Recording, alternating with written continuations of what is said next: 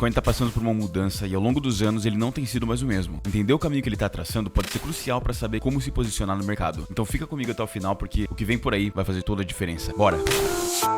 Fala pessoal, sejam muito bem-vindos a mais um vídeo aqui do CoinTop Brasil. Eu me chamo Nicolas e hoje a gente vai ver que mudanças são essas que o Bitcoin tem passado nos últimos tempos. Vamos lá então pela situação no atual do Bitcoin. O preço dele tá ali na casa dos 121.375. Ele teve uma queda de 0,26 só hoje. A alta do dia ele alcançou 122.584 e hoje ele desceu até 120.933. O volume diário tá em 1.14 mil Bitcoins, pouco abaixo da média mensal de 1.67 mil Bitcoins. Suporte imediato ele tá ali na faixa dos 120.019, que é essa linha azul aqui embaixo, enquanto a próxima resistência continua nessa faixa de 123.383, que é um ponto que o preço ele não conseguiu romper com clareza, né? Ele rompeu aquele dia lá, no dia 6 de outubro, mas depois ele voltou a ter quedas, parou aqui no dia 8 e agora tá nesse movimento de consolidação. Uma resistência que ele teria que quebrar para conseguir ter mais uma pernada de alta seria essa faixa aqui dos 126 mil, que é onde tem bastante posição de shorts em aberto. E aí, ele alcançar esse nível causaria uma liquidação em cascata dessas posições, causando um short squeeze, né? Vamos dar uma olhadinha agora nesse heatmap que mostra o que aconteceu nesses últimos 7 dias, né? Aconteceu nessa semana. Aqui a gente pode ver que no dia 9 de outubro, ou seja, ontem, aconteceu aqui o que eu já tinha dito que aconteceria, né? Olha só, eu falei que o preço ele desceria até essa faixa aqui, mais ou menos. Aqui seria um ponto que teria bastante concentração de longs, né? E foi justamente o que aconteceu. Esse pavio que a gente vê aqui se estendendo até essa zona quer dizer que ele desceu até aqui e depois voltou para onde ele parou aqui ontem. Ele fechou ontem nessa faixa aqui, tendo uma queda até os 121.692. Só que antes dele fechar o dia nessa parte, ele desceu até esse ponto, liquidando todas essas posições de longs que estavam aqui. Esse flush ele acaba abrindo espaço para um reposicionamento do mercado, já que a pressão dos stops que estavam excessivamente alavancados acabou sendo removida. O que a gente consegue ver é que atualmente, ó, a gente vê que tem esse vácuo aqui entre o preço, porque ele já limpou na queda de ontem, só que agora o próximo alvo seria essa zona de bastante concentração de shorts que tem aqui, ó, nessa região entre 121 mil até lá seus 124 mil. Esse seria uma possível trajetória do Bitcoin, se caso os touros vencessem e o preço alcançasse essa zona de concentração de shorts que seriam liquidadas em cascata, né? O risco que movimentos como esse trazem é que muitos no mercado interpretam esse tipo de correção como um fim de ciclo, mas os dados de liquidez mostram que ainda existe combustível para movimentos bruscos, principalmente se o preço buscar clusters de liquidez que estão aqui bem acima do preço. Esse é um momento de armadilha clássica. Os pessimistas eles ficam confiantes, enquanto o preço ele pode surpreender, buscando uma liquidez superior, causando um short squeeze de todos eles. Esse gráfico de Open Interest do Bitcoin mostra bem a fase de reset de alavancagem que o mercado está atravessando. Vamos dar uma olhada então nos pontos principais. Essa linha preta ela mostra o preço do Bitcoin, que veio tendo esses movimentos bruscos desde a faixa ali dos 108 mil até a faixa dos 126 mil, né? Que foi a trajetória que ele atravessou nesses últimos dias. Já essa área laranja, ela mede a quantidade de contratos em aberto nos perpétuos. Um Open Interest alto indica mais traders posicionados, enquanto um Open Interest baixo indica liquidações ou fechamento de contratos. O que está acontecendo agora é que o Open Interest ele segue elevado, que a gente consegue ver bem aqui, ó, nessa região, mesmo com fortes oscilações de preço, que há muito capital alavancado ainda no jogo. Cada uma dessas variações de preço tem forçado liquidações alternadas de longs e shorts, que é o que eles chamam de whipsaw, é igual um chicote que sai cortando a cabeça de todo mundo, esses movimentos que ele faz para cima ou para baixo. Isso caracteriza um processo clássico de reset de alavancagem, que é quando o mercado ele acaba com os excessos para encontrar um novo equilíbrio. A implicação que isso traz para o mercado é que esses movimentos de shorts e long squeeze, eles podem continuar, já que o Open Interest não foi totalmente drenado, o que quer dizer que a gente ainda tem uma chance muito grande de ter volatilidade alta ainda.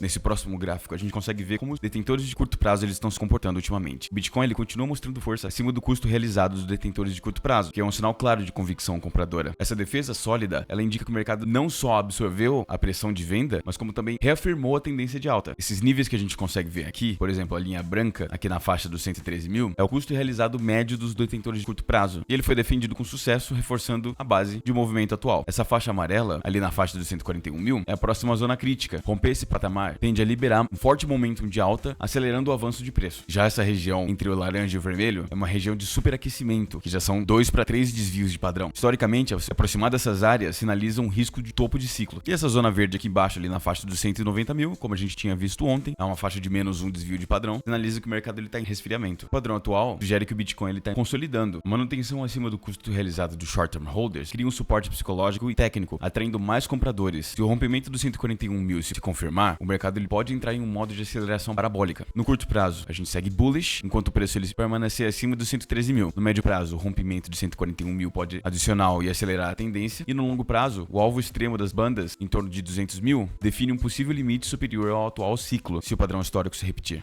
Bora para esse gráfico aqui que está mostrando o peso colossal do calendário de refinanciamento do Tesouro dos Estados Unidos e como ele se conecta diretamente com o preço do Bitcoin. Tem 2,53 trilhões de dólares vencendo só nesse mês de outubro em dívidas. No quarto trimestre de 2025 inteiro, 4,53 trilhões precisam ser rolados, que é quando eles empurram um prazo um pouquinho mais para frente. Para comparação, setembro já tinha sido enorme, com 2,35 trilhões. Isso mostra que os Estados Unidos estão presos em um ciclo de rolagem constante de dívidas, refinanciando volumes gigantescos mês a mês. O Tesouro, ele vem operando em déficits de tempo de guerra. A preferência, clara, é por títulos de curtíssimo prazo, aumentando ainda mais a frequência dos refinanciamentos. Isso cria uma espiral de dependência, onde cada trimestre há novas paredes de vencimento que precisam ser absorvidas pelo mercado. O impacto que isso causa em ativos sólidos, como o ouro e o Bitcoin, é que o ouro ele já está em forte alta, refletindo exatamente essa perda de confiança no sistema de dívida. Bitcoin, como um ativo mais escasso e resistente a inflações já criado, tende a seguir o mesmo caminho do ouro, só com muito mais convexidade. Em outras palavras, se o ouro sobe no meio de toda essa pressão fiscal, é difícil imaginar que o Bitcoin também não vai subir. Já o FOMC vem ficando mais dovish, que quando eles começam a pegar mais leve com as taxações e tudo mais. A maioria dos membros vê espaço para cortes adicionais ainda em 2025. O mercado já precifica 95,1% de chance de cortes em outubro, praticamente certeza. Isso reduz o custo do dinheiro e reforça a liquidez global, geralmente positivo para ativos de risco como Bitcoin. Porém, para o Bitcoin se sustentar acima dos 140 mil, se ele chegar até lá, vai precisar de bastante flows de ETFs positivo. A resistência do índice do dólar precisa continuar e a ausência de choques geopolíticos negativos. Vamos dar uma olhada agora na mudança que eu falei que o Bitcoin vem tomando nos últimos anos. Os ciclos anteriores, eles mostram quedas profundas de 80 a 90% no preço do Bitcoin. Isso foi a norma após cada bull run, seguido por longos períodos de acumulação. No ciclo atual de 2023 para 2025, o maior drawdown em bull market foi de 28%, enquanto a maioria ficou entre 10 e 20%. Isso representa muito mais resiliência na tendência de alta. O mercado ele parece absorver melhor a pressão vendedora, principalmente por causa da entrada de ETFs, maior institucionalização e mudança no perfil de holders, já que tem menos especuladores de curto prazo. Já a volatilidade, ela vem num declínio estrutural. Com o amadurecimento do Bitcoin, a volatilidade anual tem caído em tendência de longo prazo. Entre 2011 e 2017, a volatilidade chegava a extremos acima de 30%. Hoje, ela segue consistentemente abaixo de 5%, mesmo em meio a rallies fortes. O Bitcoin ele pode estar migrando de um ativo de nicho altamente especulativo para um ativo mais macro global, muito mais líquido e estável em termos relativos. Tem muita gente falando que esse ciclo ele pode ser diferente. ETFs, fundos de pensão e gestores globais criam uma base compradora muito mais sólida, já que a gente tem muito mais demanda institucional, né, entre esses três. Os halvings, que é quando a recompensa é concedida a cada minerador por cada bloco novo que eles adicionam ao blockchain, é reduzido pela metade. Esse processo reduz a emissão e os long-term holders continuam a segurar grande parte da oferta, o que torna a oferta muito mais restrita. No ambiente macro, os déficits fiscais enormes, dólar em fraqueza estrutural e juros de queda criam uma maré de liquidez que tendem a beneficiar ativos escassos. A volatilidade estrutural menor sugere que os movimentos de queda podem ser mais rasos e curtos, sem repetições de quedas de 80% como no passado. Agora, um ponto de alerta é que mesmo com fundamentos mais fortes, a gente não pode descartar correções severas de 30% para 40% em momentos de liquidez forçada. Porém, um colapso típico de ciclos passados, igual o bear market de 2 anos e as quedas de 80%, parece menos provável nesse cenário de maturidade. Esse ciclo ele está mostrando sinais de ser menos brutal nas quedas e mais constantes nas altas, com volatilidade em queda e drawdowns contidos. Isso não elimina risco, tá? Mas reforça a ideia de Bitcoin ele pode estar migrando para uma nova fase de ativo global e reserva digital.